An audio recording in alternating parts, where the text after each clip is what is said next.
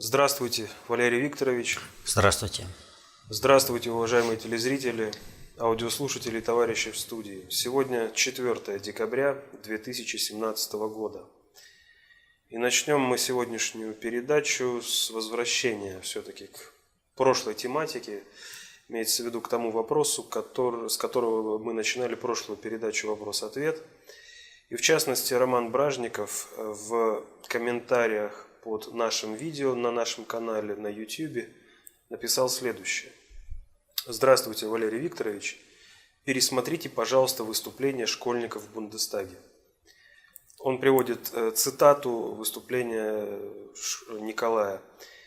История Йорга и работа над проектом тронули меня и подтолкнули посетить захоронение солдат вермахта вблизи города Копейск. Это чрезвычайно огорчило меня, поскольку я видел могилы невинно погибших людей, среди которых многие хотели жить мирно и не желали воевать. Конец цитаты. Наберите в интернете мемориалы в Копейске. Их там десятки.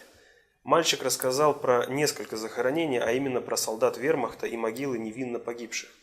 Вы поддались массовой истерии. Что вы там про депутата говорили? Закрутили весь скандал средства массовой информации в нужном для кого-то ключе. А школьники русские делают доклад про немцев, а немецкие школьники про русских солдат. Вот и все. Да нет, не все. И никакой истерии. Прежде чем высказать свое мнение, я внимательно посмотрел все выступление всех школьников в этом Бундестаге. Я посмотрел объяснение Десятиченко, посмотрел интервью с его мамой, прочитал все, что написано ими. Поэтому вывод один. Он там, школьник, говорит, самое важное осталось там где-то. Да нет, самое важное было сказано. Невинные солдаты. Невинные жертвы. Это, повторю, все выступления были сделаны именно для того, чтобы внести вот эту фразу, чтобы уравнять погибших солдат вермахта и тех людей, которых они убивали, и те, и другие невинные. И это сразу ставит вопрос о том, а была ли Великая Отечественная война, или же это было столкновение двух тиранов. А раз это было столкновение двух тиранов, а Гитлер всего лишь опередил ненамного Сталина, значит, Советский Союз виноват в развязывании войны, значит, Советский Союз обязан платить репарации. Окно Авертона прямым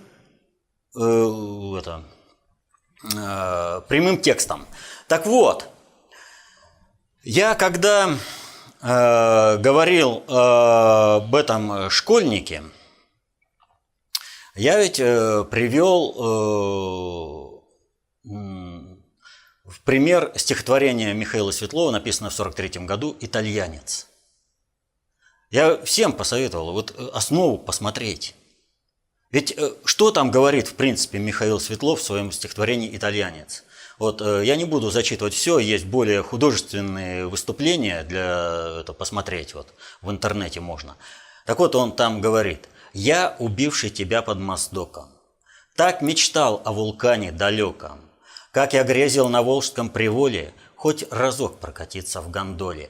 Но ведь я не пришел с пистолетом отнимать итальянское лето». Понимаете? Но ведь пули мои не свистели над священной землей Рафаэля. Они пришли и нарушили мир и покой наших людей. Они разрушали города, села, они убивали. Невинный солдат вермахта в Сталинграде для того, чтобы выжить, ему не хватило того рациона, который у него был в Сталинграде, чтобы выжить в плену. Он умер от истощения. Это последствия Сталинградского котла. Но для того, чтобы выжить в Сталинградском котле, этот невинный отбирал еду у мирного населения, оставшегося там. Он невинный, а мирное население, оно виновно, потому что оно не согласилось демократично. Ведь он пришел сюда убить, он пришел демократизировать. Так вот,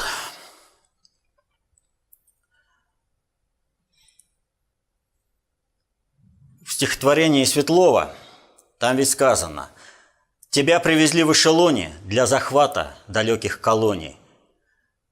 И ответ: «Я не дам свою родину вывести за простор чужеземных морей.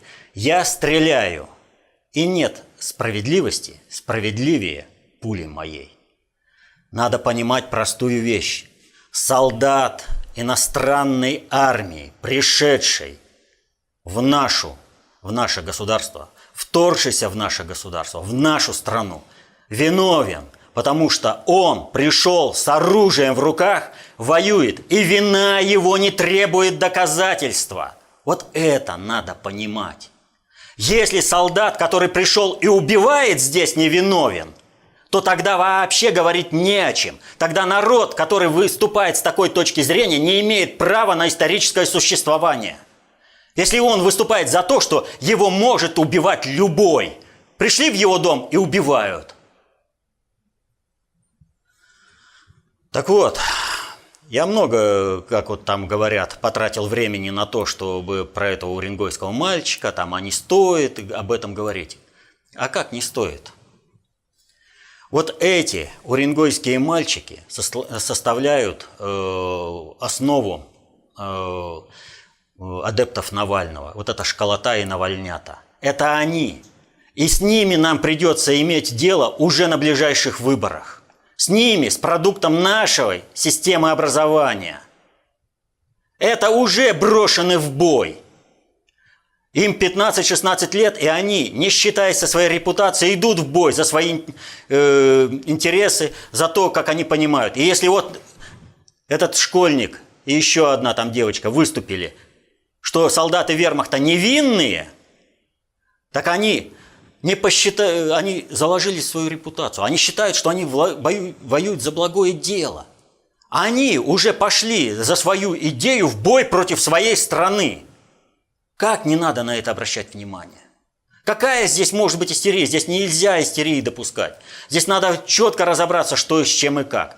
А нужно еще понять. Вот вы говорите, школьники сделали доклады, они там, значит, наши школьники про немецких солдат, а немецкие школьники про наших солдат. И что получается? У нас, где была система медицинского обеспечения, где солдат пленных кормили по нормам военного времени, но все-таки достаточно, где солдаты не мерли, как мухи, за исключением вот этих, которые вышли и в первые сутки там умерли, в первые несколько суток умерли после Сталинградского котла, вот, у нас не мерли, как мухи. У нас не было системы уничтожения военнопленных. Наши школьники зачитали, что солдаты погибли все. В гитлеровском рейхе была система уничтожения наших военнопленных. А как обратно идет этот процесс? А оказывается, да, офицер заболел в немецком плену, но он же живой вернулся. Вы чего хотите? Но ведь биографии-то выбирали, какие прочитать. А кто выбирал? А фонд Эберта, который давал и туда, и туда. А что это за фонд? Это разведывательно-диверсионная структура, которая работает на территории нашей страны, занимается подрывом нашей государственности. И поэтому внимание спецслужб к этому выступлению, как оно стало возможным, кто организовывал, нет ли связи с фашистской Украиной, оно вполне объяснимо. Разведывательно-диверсионная структура под прикрытием гуманитарного фонда работает давно. А почему я называю какую-то там гуманитарную структуру разведывательно-диверсионной? А вы посмотрите, например, на одного из воспитанников этого фонда Эберта. Вот это наш алтайский земляк Владимир Александрович Рыжков. Он воспитанник этого фонда. Он в 90-е годы рулил. Он выходил на болото и выводил на гражданскую войну людей. Вы хотите этого? Ну тогда давайте забудем о том. Так вот, создание вот таких воспитанников фонда Эберта и есть диверсия против нашего государства. И внимание спецслужб, повторяю здесь, вполне объяснимо и правильно. Поэтому необходимо самое тщательное внимание к тому, что у нас творится с нашей молодежью, что у нас творится в системе образования. Повторю, никакого и шельмования, оскорбления, и преследование вот этого школьника, оно недопустимо, поскольку спор в идеологической сфере. И он за свою идею пошел на фронт информационной войны и выступил. Если бы у него правильно было вложено, что солдат вражеской армии по определению не может быть невиновным, потому что он пришел убивать, он здесь нарушил мирную жизнь граждан. И здесь ситуация возникает. Ну а как же вот он мог там вот выступить? Вот они все, они заложники тоталитарной системы. Вот кто так рассуждает, тот совершенно ничего не знает о патриотизме. В первый месяц войны, когда на 6-й день был взят Минск, и проигрыш Советского Союза не ставился под сомнение никем. Весь мир считал, что вот уже скоро полки гитлеровские Рейха пойдут парадным шагом по брусчатке Красной площади. Те немцы, которые не хотели фашистской тирании над своей страной, те немцы, которые хотели мира и процветания, те немцы, которые понимали, что чем быстрее будет сломлена военная террористическая машина вермахта и СС, уже в первые дни переходили на сторону Красной армии. И многие вступали в вооруженную борьбу против гитлеровского рейха. И это не было изменой Родины, потому что они прекрасно понимали, что гитлеровский рейх – это всего лишь один из агрессоров против Советского Союза. Против России, Советского Союза объединилась вся Европа. И я привожу стихи-то Светлова. Итальянец называется. Итальянцы погибли. Румыны. Румынская армия. Итальянская армия. Финская армия. Подразделения всех европейских государств участвовали во вторжении. Да, самая большая часть была германскими войсками. Но каждый мог сделать осмысленный свой шаг и решить, что является патриотизмом. Служить машине подавления, мечтать об освобождении от унтерменша и лебенсрау, потому что он übermensch, или же понимать, что все люди имеют право на существование и жизнь, и что никто не имеет права приходить с оружием в руках в другую страну. А если ты пришел с оружием в руках в другую страну, значит, ты по определению виновен. И невиновны те, кто тут же ушли из гитлеровских войск и перешли не на сторону Красной армии, а на сторону Германии, и потом поднимали Германию после войны. Они стали теми кадрами, которые сохранили и культурную идентичность Германии, которые показали, что немцы, не все немцы были бездушными винтиками в гитлеровской машине. Именно благодаря им и их деятельности Сталин и сказал всем, указал на очевидный факт. Гитлеры приходят и уходят, а народ немецкий остается. И народ немецкий представляли те, кто выступили в рядах подполья, в рядах партизан, в рядах Красной армии против военно-террористической машины вермахта СС. А нам сейчас говорят, они невиновны.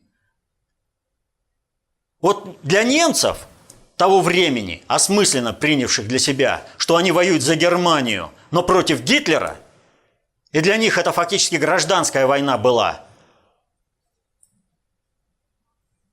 Вина тех немецких солдат, которые пришли убивать в составе вермахта мирное население, покорять, освобождать Лебенсраум, она была неоспоримой.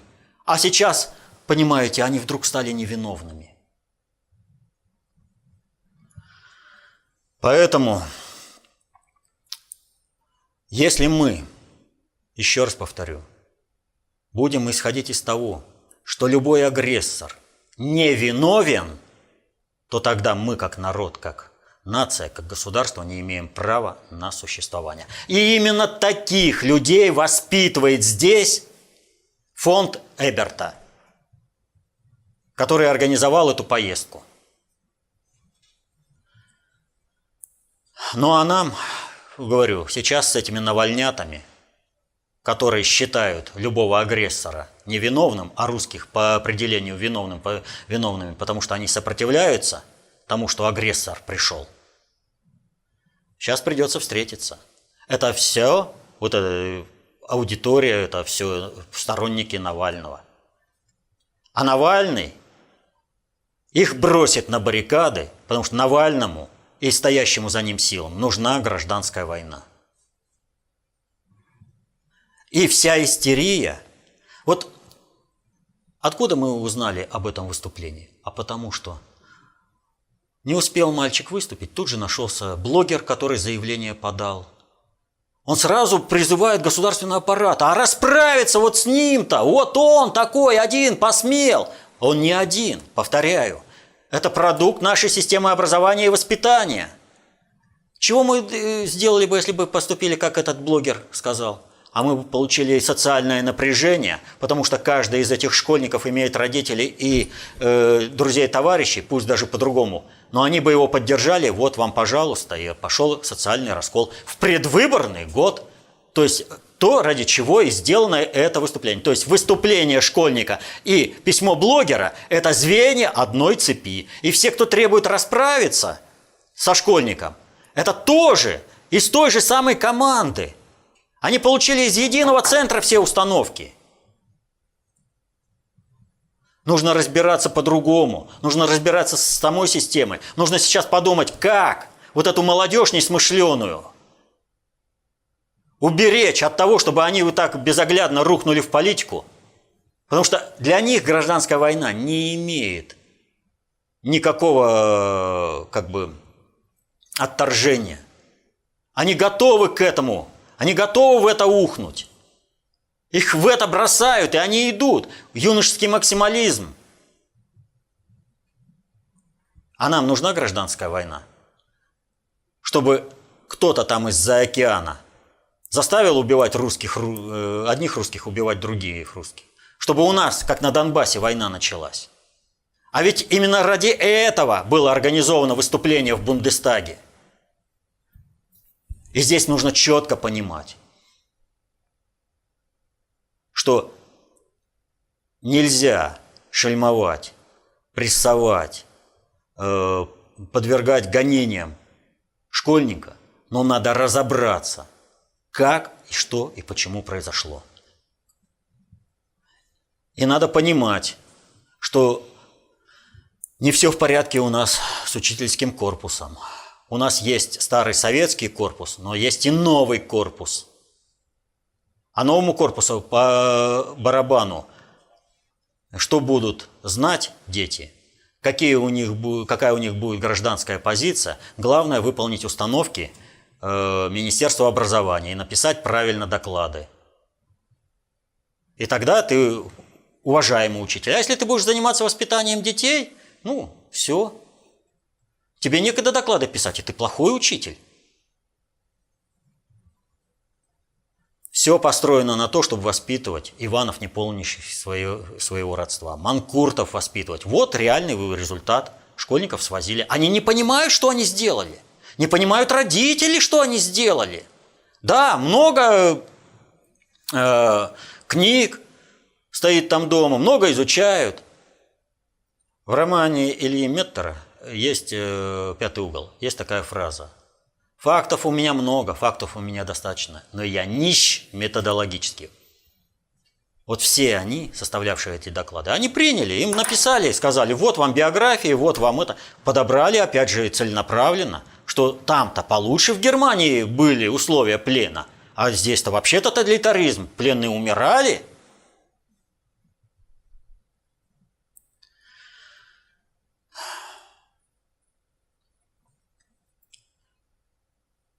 И вот повторю еще раз. Если мы считаем солдата вражеской армии, пришедшего к нам убивать, разрушать, невиновным, то тогда мы, как народ, как государство, как нация, не имеем права на существование. И этим воспользуются другие. Те, кто нам эту идею в голову вкладывает.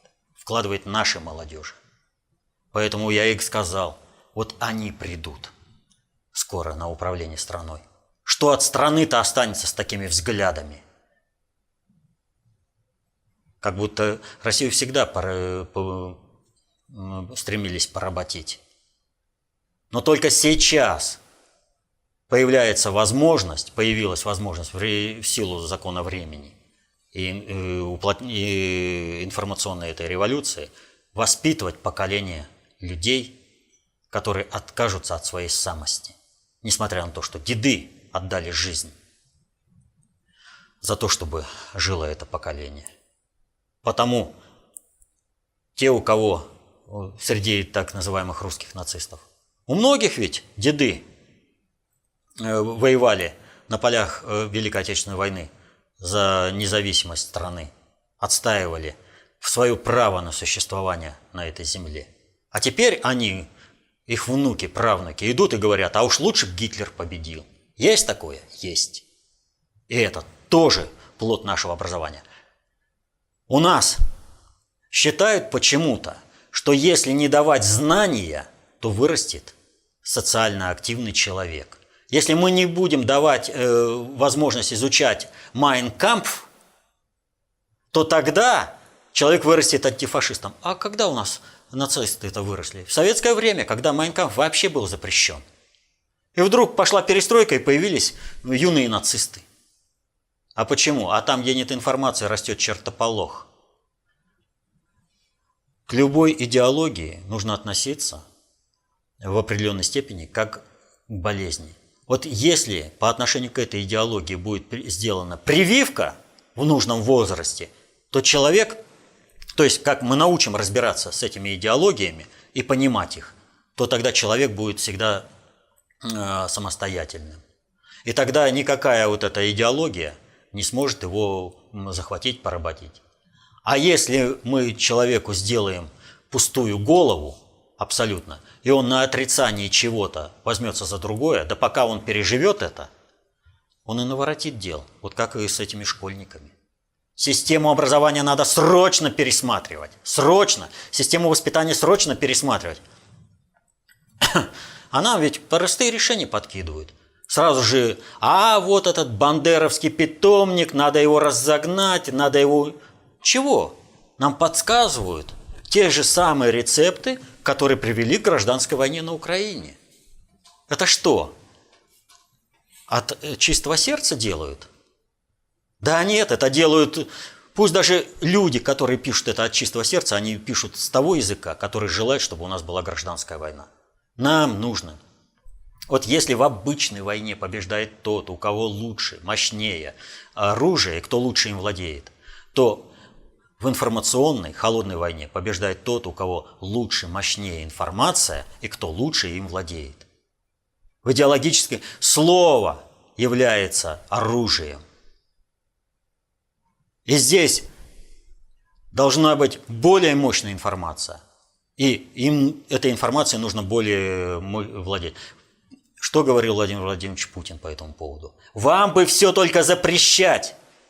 А нужно показывать недееспособность той или иной идеологии. Запретительством занимаются только вражеские структуры, только агенты вражеских иностранных разведок.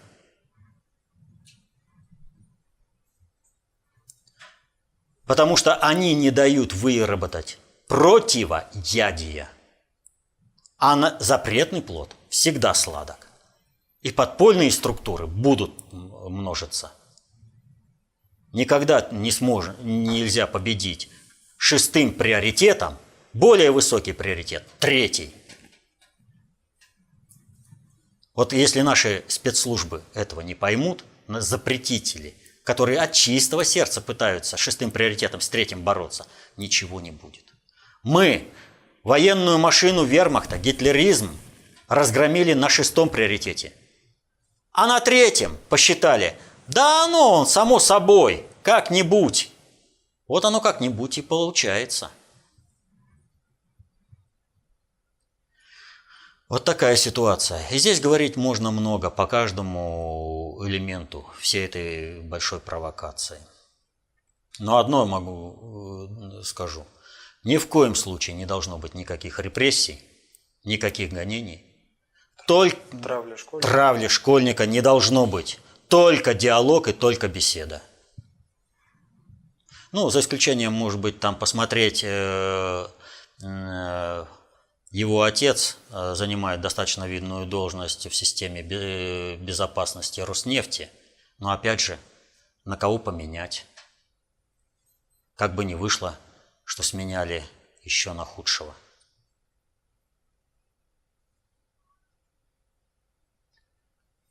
К следующему вопросу. На прошлой неделе опять все новости на центральных каналах начинались с сообщения о том, что КНДР вновь осуществила запуск баллистической ракеты. И причем, как заявлялось, теперь эта ракета может достигнуть абсолютно любого уголка Соединенных Штатов Америки. Как вы прокомментируете этот очередной виток? Все очень круто, всем боятся, все дрожат, и тем не менее, все это спектакль. Прежде всего, первые сообщения были о том, что КНДР запустила 3 ракеты. Потом нам сказали, нет, это одна ракета, просто 3 ступени отпадали. То есть мы должны поверить, что 3 ракеты летели в одной связке, по одной траектории, и потом у них что-то получилось. Вот,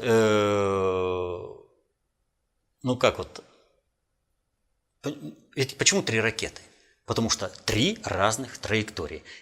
Это либо одна ракета, у нее разные ступени сами по себе летят и отпадают, либо все-таки 3 ракеты по одной траектории летят, так что их не различить в одной связке. А тогда куда 2 девались? А получается-то, в общем-то, интересная картина. Запустили 3 ракеты. Та, которая плюхнулась подальше и с наиболее приемлемыми параметрами, и написали параметры повыше, чтобы всем бояться, и по этому поводу делают все эти заявления. На самом деле, вот сколько я посмотрел, я сталкивался только с одной. Все ответственные эксперты говорили об одном. Нет никаких данных объективного контроля о пуске этой ракеты. То есть они просто засекречены. Все, что имеется в наличии у СМИ, это заявления различных, сверхзаинтересованных сторон. Вот. И здесь, в общем-то, картина вот из того, что по неосторожности СМИ опубликовали в первое время, получается, что, в общем-то, летели 3 ракеты. Вот. А там одну только записали как наиболее удачную. А для чего все это делается? Я еще раз говорю, что вот этот спектакль для того, чтобы вывести Китай в лидеры мирового управления, чтобы из Китая был создан центр концентрации управления. И ведь для всех становится очевидным, что Соединенные Штаты, они как бы попадают в тупик с разрешением вот этого корейского конфликта. Корее невыгодно наносить удар. Ну, никак не выгодно, потому что после этого удара Корея не выживет. Если в прошлую Корейскую войну погибло 30% мирного населения, вообще населения Кореи, то здесь будет война на полное истребление. Потому что война будет идти на Корейском полуострове. Да, она будет смертоносной и для других участников, но Соединенные Штаты всегда воюют путем того, что они закидывают бомбами с высоты, которая не позволяет сбивать их зенитным орудием и бороться авиацией ПВО.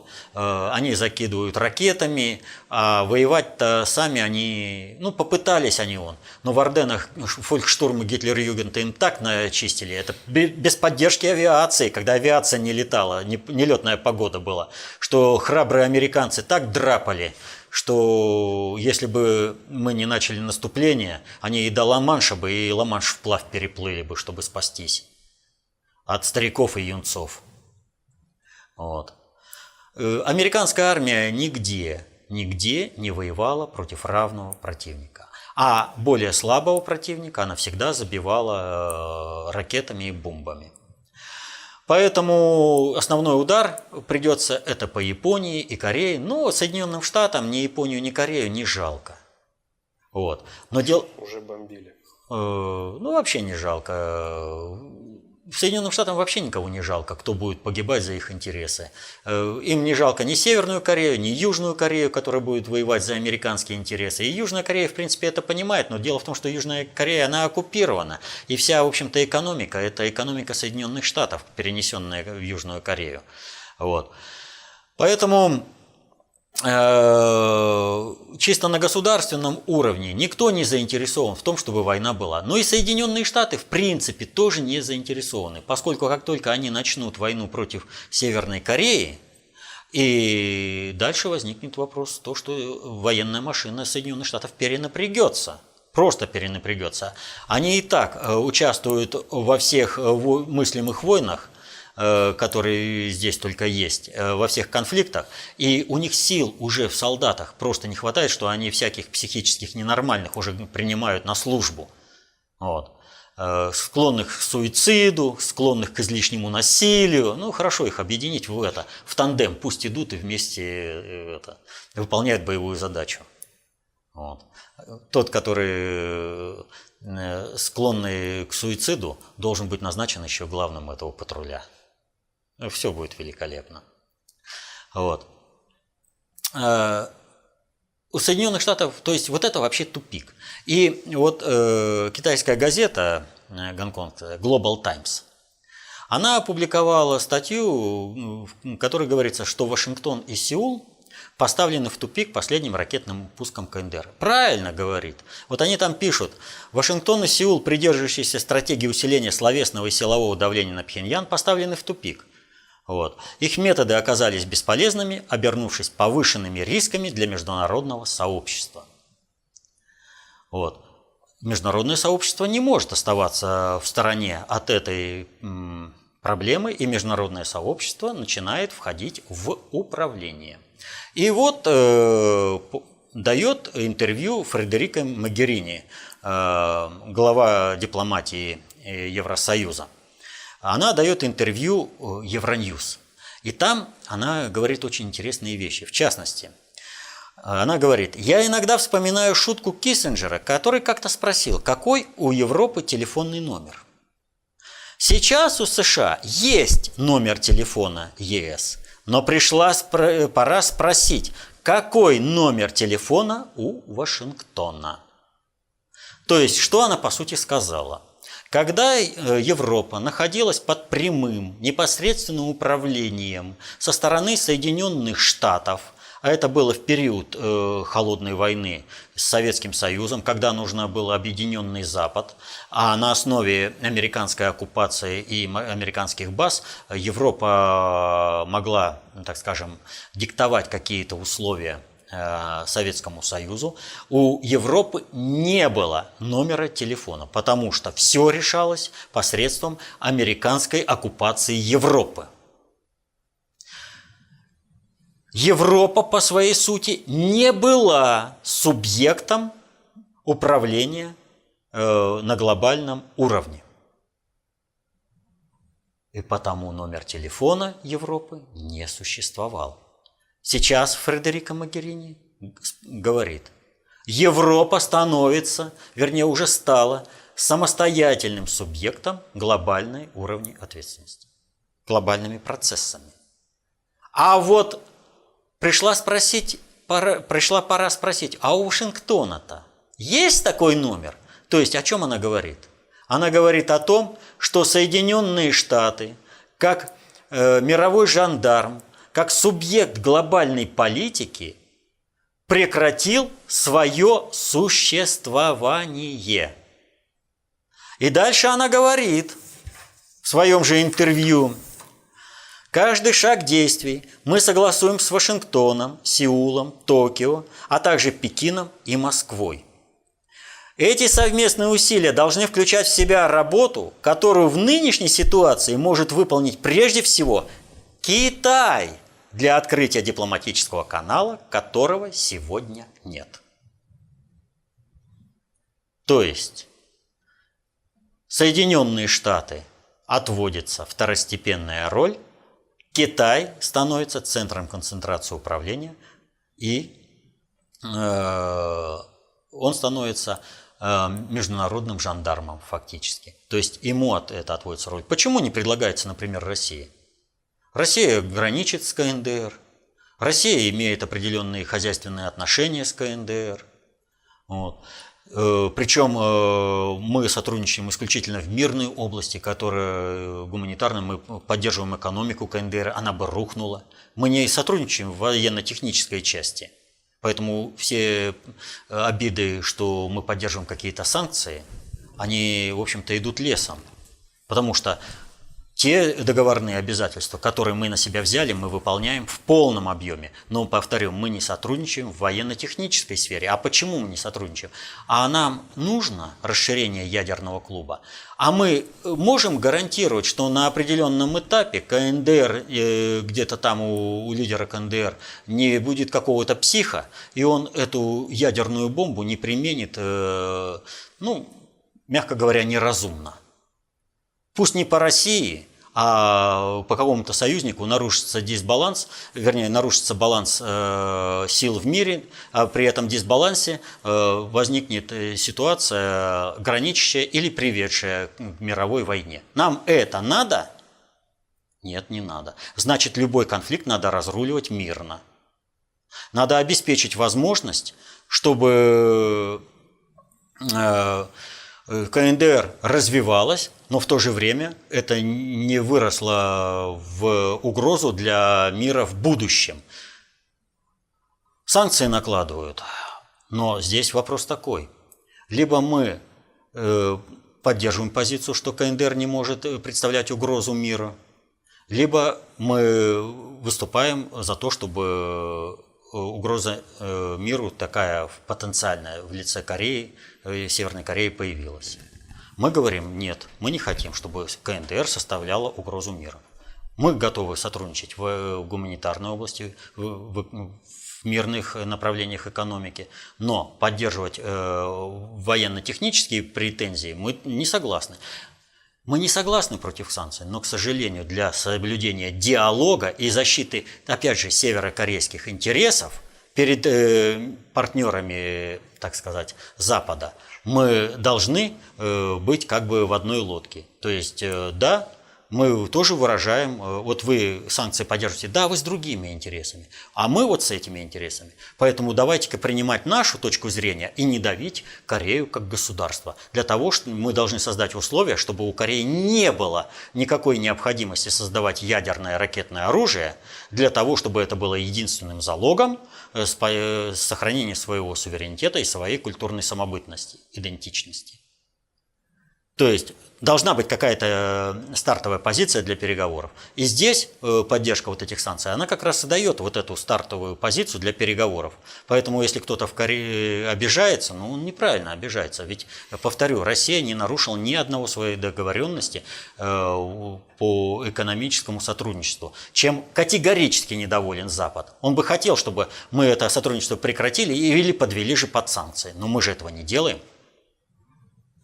Хотя, если бы был у нас резидент какой-нибудь, типа Медведева, Тот, как только против Ирана ввели санкции, он: а я тоже хочу участвовать в санкциях. А, мы гражданские самолеты поставлять собираемся? Нет, не поставим.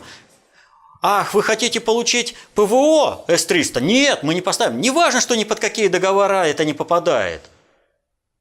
Вот, я сам хочу выслужиться перед Америкой. Я сам, возьмите меня, что называется, в ваше буржуинство. Но мы же так не делаем по отношению к Корее. Нет. То есть здесь претензия это другая. Но возвращаясь, почему именно Китай? А Китай свой. Туда переносит центр концентрации управления евроатлантическим блоком, сегментом глобального предиктора. И посыл с Китая, посыл Евросоюза. Остается только, ну, если Вашингтон и Сеул загнаны в угол, в тупик, то остается только их воля. Но возникает вопрос, а КНДР-то будет разговаривать? И вот Госдума России говорит, что да, КНДР готова к переговорам с США. Но только на тех вот условиях, о которых я только что сказал. То есть не будет давления и не будет у нас необходимости создавать ядерное ракетное оружие. Ну, все, мы готовы сотрудничать, мы готовы к переговорам. Но вы перестаньте давить. То есть Соединенные Штаты подвигаются к переговорам. Подвинут или нет, это вопрос сейчас такой неопределенный. По одной простой причине. В Соединенных Штатах идет ну, просто война не на жизнь, а на смерть страновой и глобальной элиты. В результате этой войны, безусловно, рухнут Соединенные Штаты, но страновики этого не понимают, а глобальщикам нужно, чтобы переформатирование, крушение Соединенных Штатов как главного жандарма в мире произошло управляемо и принесло вот это вот наименьший ущерб, чтобы переформатирование прошло успешно Соединенных Штатов. Вот. А сам посыл, он на будущее. То есть Европа, в принципе, уже словами Могерини заявляет о том, что Китай они видят как посредника. Китай как ключевой игрок в разруливании вот этого конфликта. То есть, я еще повторю, вернее, вернусь к началу. Весь шум с этим пуском, со всей провокацией, о которой Лавров сказал, говорит, что Соединенные Штаты сами спровоцировали КНДР на этот пуск, вот, затеян только для одного. Китай должен состояться как центр концентрации управления, как главный мировой жандарм мира взамен Соединенных Штатов.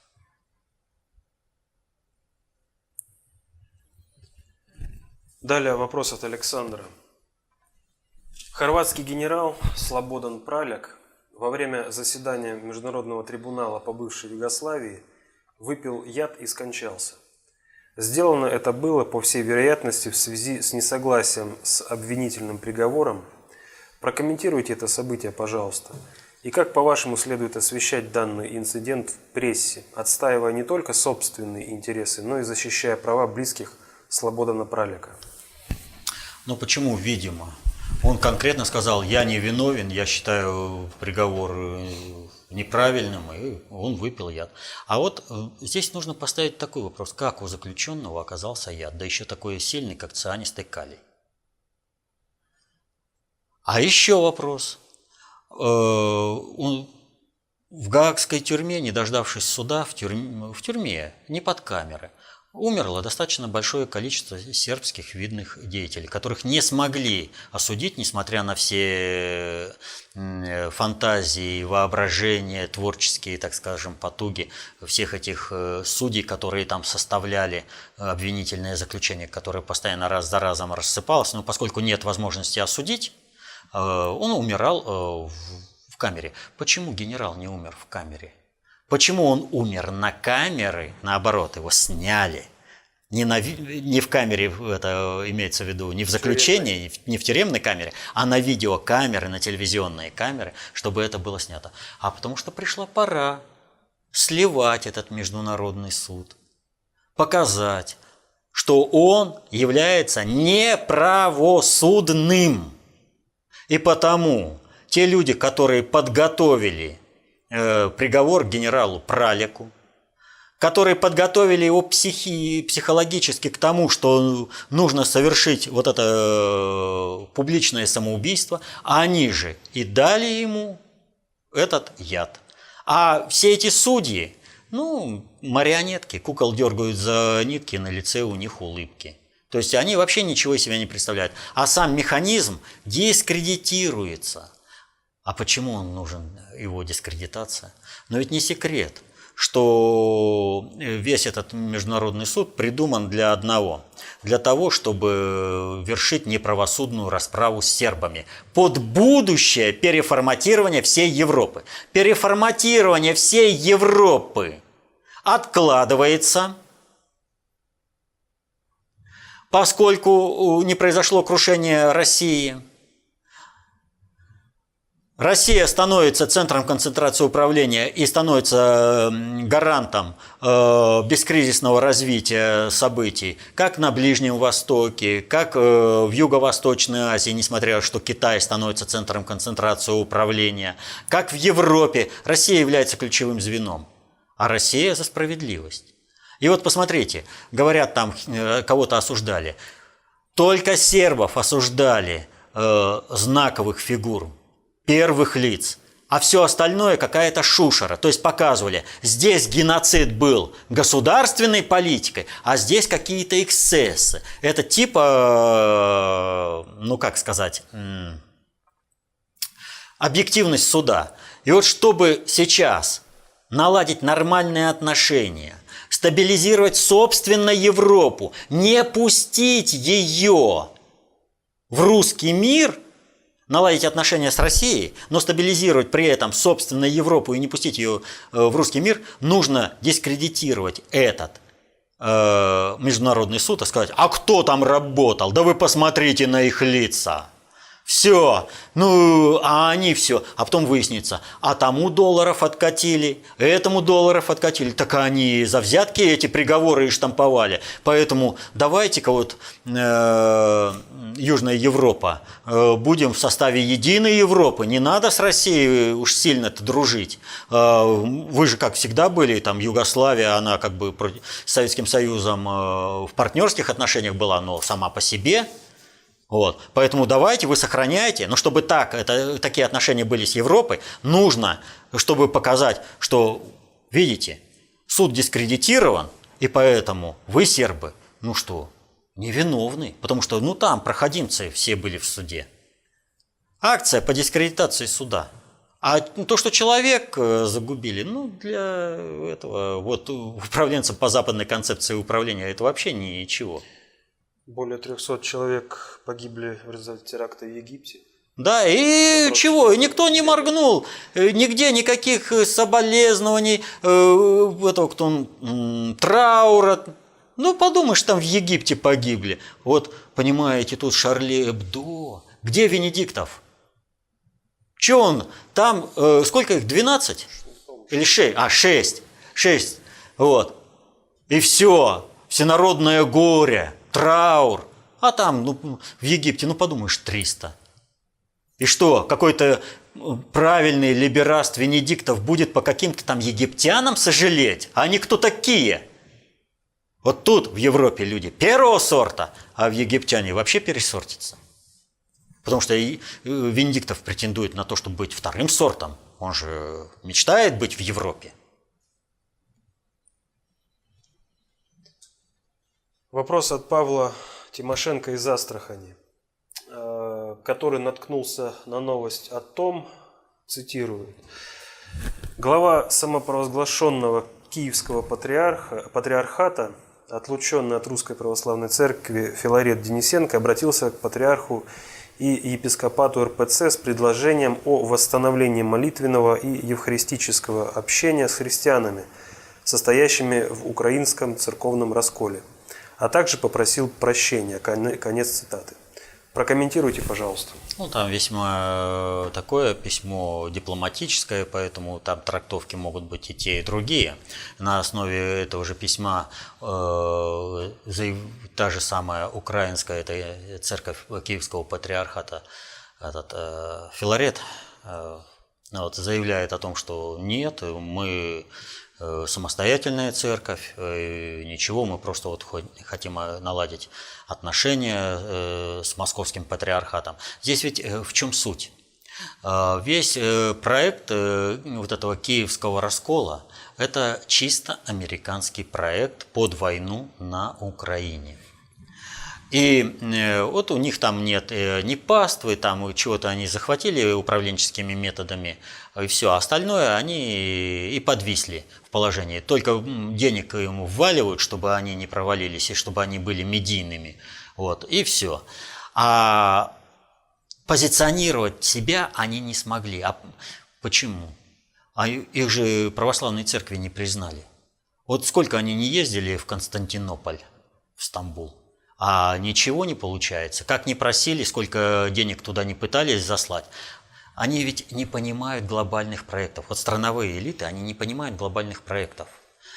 Если русская православная церковь занаряжена как правопреемница римско-католической церкви в плане окормления всей Европы, то есть она, римско-католическая церковь, вздулась, эти, кто называется, протестанты, не могут поддержать глобальную роль управления на третьем приоритете обобщенных средств управления на идеологическом, а русская православная церковь обладает каким-то авторитетом, то нужно ее будет завести на эту территорию, которую раньше окормляла Римская католическая церковь, а, собственно, вот эту глобальную миссию Римской католической церкви передать армянской апостольской церкви, которую как бы вносят в православные церкви.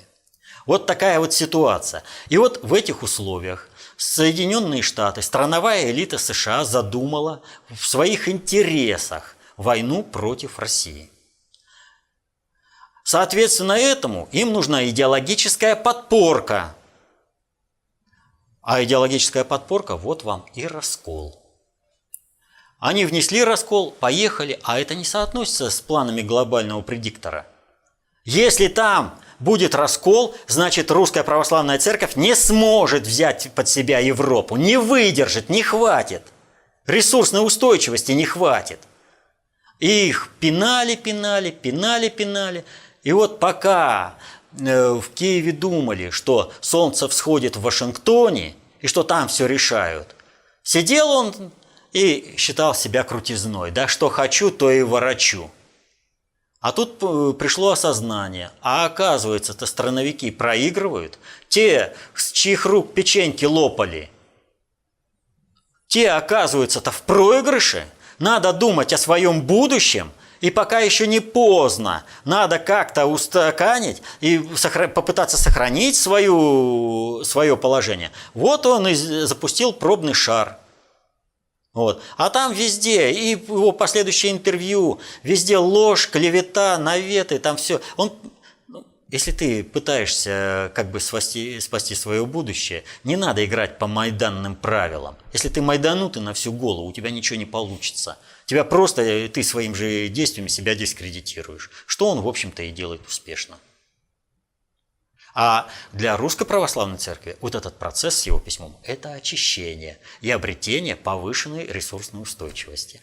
То есть его через страновиков Соединенных Штатов отправили, в общем-то, в самоубийственную акцию. Вот. Потому что, а почему в самоубийство? Потому что на тот ультиматум, который он предъявляет московскому патриархату, никто не согласится. Не пойдет на это московская церковь. Ей невыгодно это. А если пойдет, все посыпется. Ради чего тогда с римским папой на Кубе встречался? Ради чего? Ты же встречался, чтобы у тебя территория, чтобы паства приросла. Это последний вопрос на сегодня. И вот мы сегодня опять наш вопрос-ответ начинали с того, что снова говорили об уренгойском мальчике. Сам вопрос сам по себе, он, в общем-то, несложный. Но если знать, как управляются социальные суперсистемы. А такие знания даются только в концепции общественной безопасности в достаточно общей теории управления. И вот если знаешь или хотя бы изучаешь вот эти вопросы, то тогда вот эти сложные социальные вопросы, они становятся прозрачными и очевидными. А если не знаешь, то тогда всегда будешь управляем со стороны тех, кто хочет тебя использовать как средство достижения своих целей. Поэтому помните, знание – власть. Берите эту власть в свои руки. Помните, что каждый в меру понимания работает на себя и на свои интересы, а в меру непонимания на того, кто знает и понимает больше. Поэтому, взяв знание, власть в свои руки, вы расширите свою меру понимания, и никто не сможет вами манипулировать. Будьте самостоятельными, концептуально властными, будьте счастливы, мирного неба. До следующих встреч.